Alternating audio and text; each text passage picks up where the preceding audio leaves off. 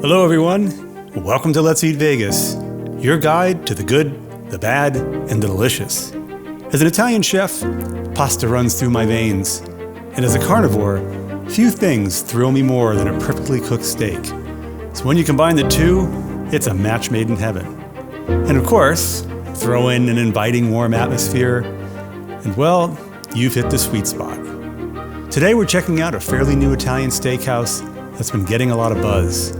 It's just one block east of the Strip, directly behind the Wynn. So if you're visiting Vegas, it's well within reach. And if you're local, parking is very cheap at just $7 for your first 4 hours. So no excuses. We're taking you to Zio's Italian Steakhouse at the Renaissance Hotel. We made 2 visits for this review and have a lot of exciting dishes to tell you about. So let's get started. This isn't your average bar-style calamari.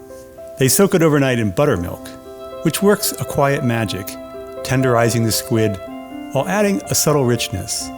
Each ring is coated in an ultralight batter, then flash fried until golden and crisp. The result? A plate of calamari that's airy, well-seasoned, and surprisingly refined. The marinara sauce deserves its own spotlight. It's savory and well-balanced, with no single flavor shouting above the others. That's the mark of a talented chef. But a surprise awaits. Fried pickled peppers. Made in-house, they steal the show. Tangy, sweet, and packed with zip. They cut through the richness and sharpen every bite. Scattered playfully across the plate, they turn this familiar appetizer into something unexpected. Bold, balanced, and by itself, all the justification for a return visit. I grew up eating a lot of bucatini. My mother was obsessed with it. And I too share that love of this hollowed out form of pasta. It's one of my favorites. The long, tubular noodle looks like a thicker spaghetti, but with a hole running through the center. And it's this feature from which bucatini got its name, as buco means hole. Bucatini comes from the Lazio region of Italy, and it's traditionally used in bold Roman dishes such as alla amatriciana. A hollow center allows more sauce than usual to accompany the pasta where it most needs to go, your mouth.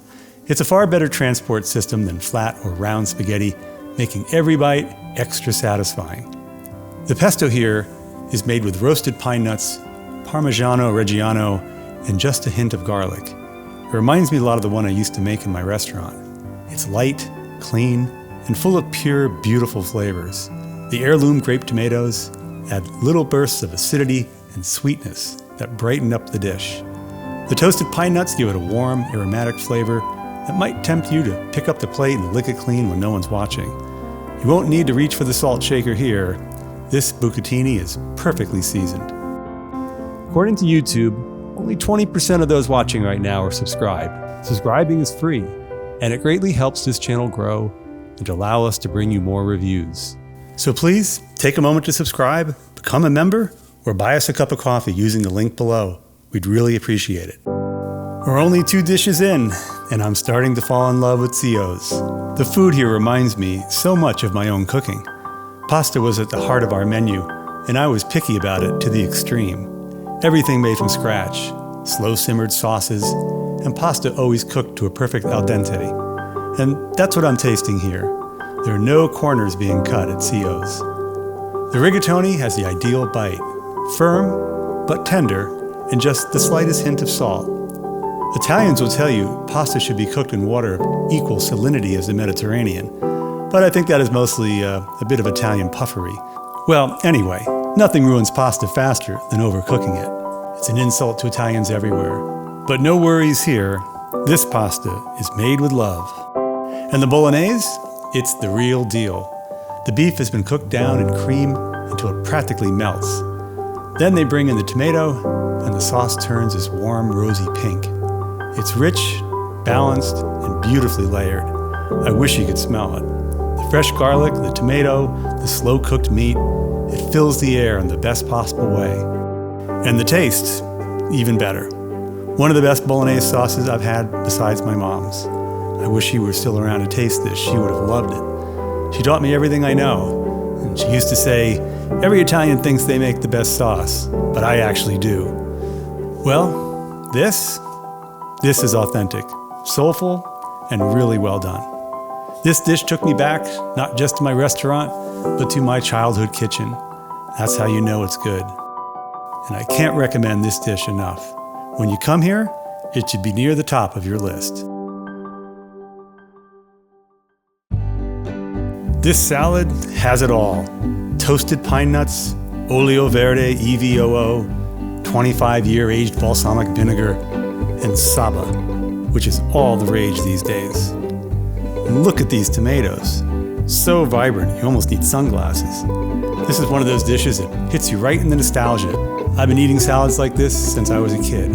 What really sets this one apart is the quality of the tomatoes. I don't know where they're sourcing them, but these heirlooms are sweet, juicy, and full of flavor, just like the ones I remember growing up in California. If I didn't know better, I think they have a rooftop greenhouse. Back in the day, in small towns just outside the city where I grew up, we had little roadside stands in front of the farms. You'd pull over, grab a few tomatoes, maybe a melon, and it was some of the best produce you could find. No store could touch it. Vegas usually struggles with tomatoes, if I'm being honest, but these are an exception. They brought me right back. If you grew up near farms or remember grabbing produce fresh off the stand, I'd love to hear your stories in the comments. Now let's talk about the saba. If you've never heard of it, it's made from the leftover grape skins and juice after pressing for balsamic vinegar. It's reduced into a thick, sweet, tart syrup that's packed with complex flavor. It's not something you used to see very often, and it adds real depth to this salad. Honestly, I'd suggest asking for extra or getting a little on the side. You'll want to drag every bite of tomato and burrata through it. The burrata is creamy, cool, and fresh. It breaks open just the way it should, spilling that rich center over the plate. Mix it all together, and you've got a perfect bite every time. This is more than just a salad. It's a memory, it's comfort food, and it's a standout dish. Do not miss it. Let's talk about USDA prime beef for a second. The 16-ounce prime ribeye on the menu for $82. Well, if you're serious about steak, and it's worth every cent, it's the real deal. USDA prime is the highest grade beef can get. It's packed with marbling, that beautiful intramuscular fat that melts into the meat when cooked. That marbling is what gives this ribeye its deep, umami, rich flavor. The kind of flavor that hits you so hard, you'll want to jump up and hug the chef, maybe even ask him to adopt you so you can eat like this every day. The steak is cooked over an open flame, which gives it that char you just can't fake. You need a real fire to get that kind of flavor. The outside is beautifully crisped, while the inside stays buttery and tender.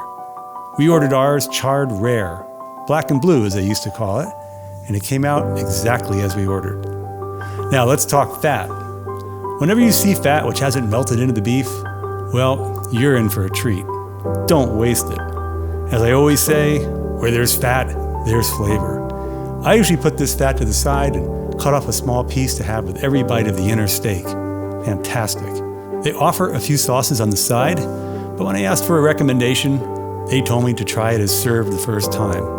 No sauce, no extras, just salt and pepper. That's it. And honestly, that's all it needed. When beef is this good, it doesn't need any help. An open flame and a stage. Then stand back and let it shine. Topped with amarena cherries and fresh berries, this panna cotta is a showstopper. What's especially cool is how they use the leftover cherry juice from the bar. Nothing goes to waste here, as you would expect in any serious Italian restaurant. The juice is slowly reduced until it becomes this thick, rich, almost indescribable syrup. Tastes like a sweet liqueur, even though there's no alcohol in it. It's deep, complex, and beautifully balanced against the creamy dessert underneath. Panna cotta, which means cooked cream in Italian, dates back to the Piedmont region in the early 1900s, though some say it could even be older. Traditionally made with just cream, sugar, and gelatin, it was a simple farmhouse dessert, humble but elegant. The key to a perfect panna cotta is the texture.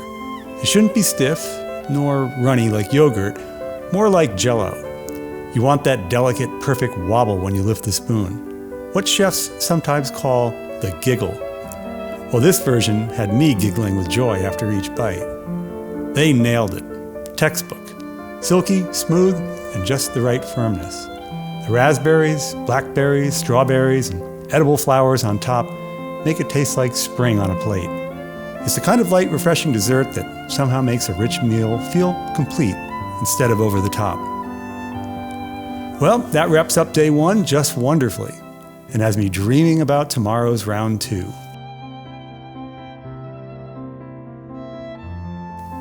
Back when I ran my own restaurant, I repurposed leftover risotto by turning it into arancini, one of my favorite appetizers, and you're going to love the version they serve here.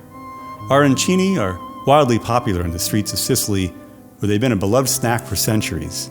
The name comes from arancia, the Italian word for orange, because of their round shape and golden color. They date back to at least the 10th century, when they were a portable meal for workers or travelers. Crispy on the outside, soft and savory on the inside. This modern take starts with a delicate risotto infused with black truffles.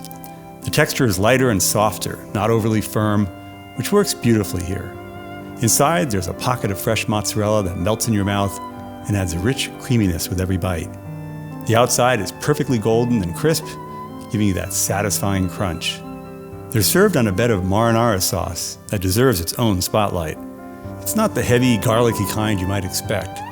This version is more modern, the kind currently in fashion in Italy. Made with onions and tomatoes and no garlic.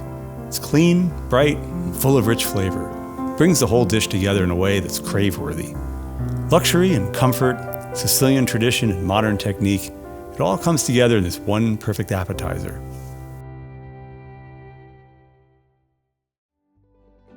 This dish comes loaded with thinly sliced roast chicken, cut almost bite-sized, so you get a bit in every forkful. The sauce, a rich, creamy tomato vodka blend, and there's a theme developing with all the dishes at CO. Each has an added surprise element which perfectly pairs and elevates the dish. In this case, it's Calabrian chilies that add just the right amount of heat. Not too spicy, but enough to wake up your palate. The penne is the perfect pasta for this, catching the sauce inside and out, so every bite is coated in that savory, velvety goodness. Vodka sauce itself is a more recent invention, likely from the 1970s or 80s. Some say it started in Rome as a vodka marketing stunt, while others credit New York's Italian-American kitchens.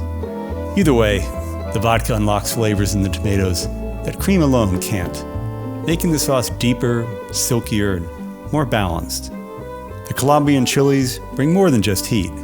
They have an earthy, slightly smoky, fermented flavor that's unique to the peppers grown in that region of Italy. It's a bold choice, but a smart one. This isn't your average pasta plate. It's rich, comforting, and easily one of the best versions of penne alla vodka you'll find in Vegas. You'll savor it to the very last bite.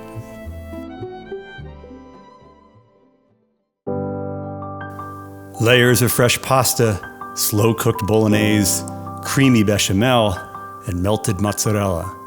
This is very close to the way I make my lasagna, except I don't go for 20 layers. But I counted them. I swear they're all there. It reminded me when I was a kid and my parents had a tree cut down in the backyard. I couldn't wait to run out to count the rings to figure out its age. Anyway, I already told you how much I loved Cio's bolognese. It's a masterpiece. Deep, rich, and incredibly balanced. Just like modern Italian cooking. I don't taste any garlic.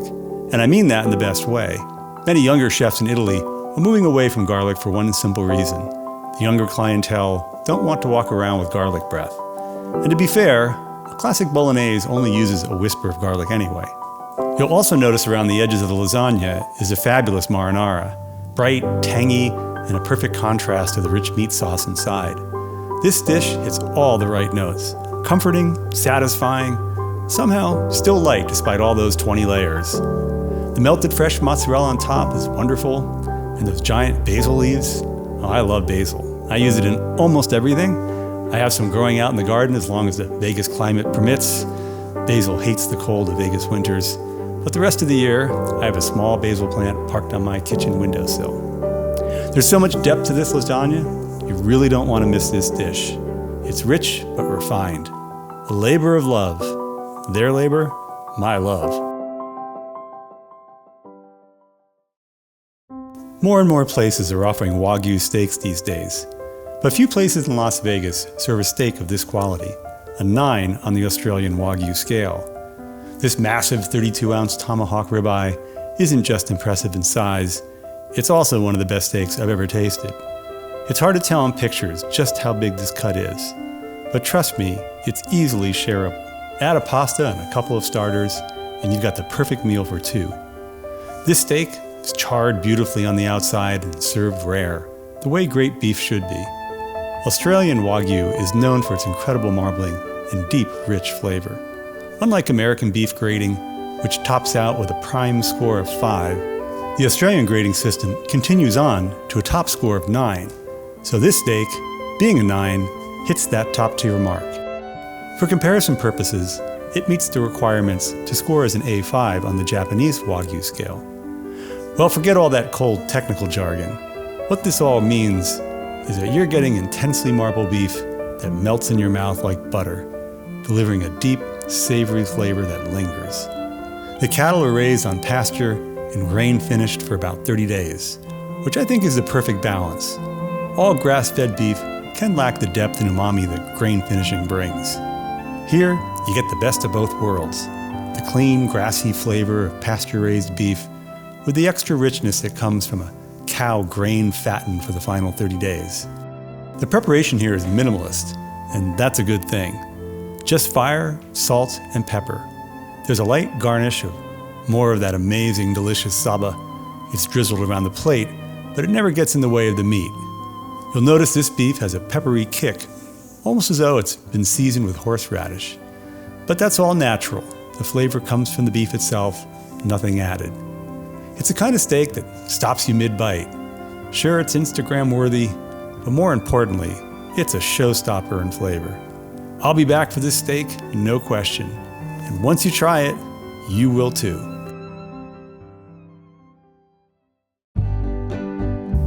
This is the perfect rendition of tiramisu, executed the real Italian way by a real Italian chef from Florence. This was a wonderfully creamy dessert, and I enjoyed every bite. Many places make it with heavy cream and mascarpone. I love that version too. It lasts longer in the fridge and has that rich, almost cheesecake-like texture. But this is the more traditional, classic version of tiramisu made with eggs. Real tiramisu isn't complicated. It's rustic, humble, and based on texture and balance. You separate the eggs, the whites are whipped until stiff like a tight meringue, the yolks get beaten with sugar until they grow in volume and turn that smooth, creamy beige. Then just a bit of mascarpone to bring it all together. No shortcuts, no heavy cream. The ladyfingers get a quick dip in dark espresso. Make sure not to soak them or they'll fall apart. And then it's all about the layering. Soft sponge, sweet cream, a hint of coffee bitterness, and just a whisper of cocoa on top. Tiramisu only dates back to the 1960s in Treviso, a small town just north of Venice. But like many Italian dishes, its simple deliciousness made it a hit worldwide. Tiramisu literally means pick me up, and that's exactly what this did. It was the perfect end to an Italian feast, and I thoroughly enjoyed this dessert. Zio's isn't just another hotel restaurant. It's a love letter to Italians and Italian cooking, written by skilled, passionate artisans. We had a spectacular experience. Every dish was unforgettable, from the amazing heirloom salad to the divine 32-ounce Wagyu Tomahawk steak to the incredible Rigatoni Bolognese. Every bite feels personal, deliberate, and deeply satisfying. You can tell there's a talented chef with a hand-picked team behind the scenes. A group who respects tradition, but isn't afraid to refine around the edges. After the first day wowed us, I was worried our second visit would be a letdown, but those fears were ill-founded. Our second visit was every bit as remarkable as day one. Zio's reminded me of classic works of art, the simple and tried and true, dressed out with the unexpected turn of phrase or hidden twist. In this case, surprises such as fried pickled peppers of the Calamari or the repurposed cherry syrup of the Panna Cotta. These are the subtle adornments which elevate an already solid dish to epic heights. So, dish of the day. Absolutely impossible at Zio's. So for our review, I'll say this.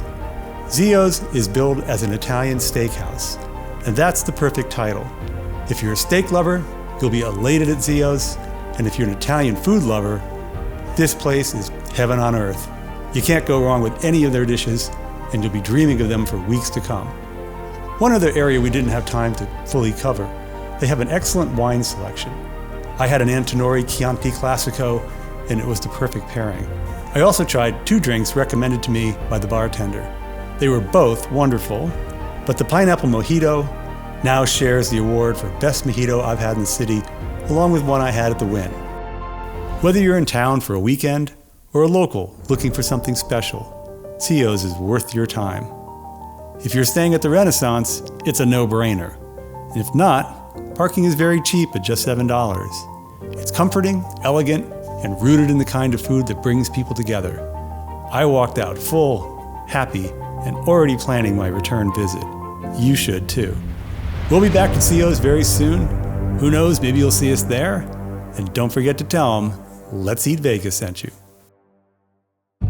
This would be a good time to hit the notifications bell so you get a reminder when the next review becomes available. And of course, it's always a good time to like, subscribe, comment, or share. It's free to do so, and it helps us to grow and to bring you more reviews. Until we eat again, bon appetit!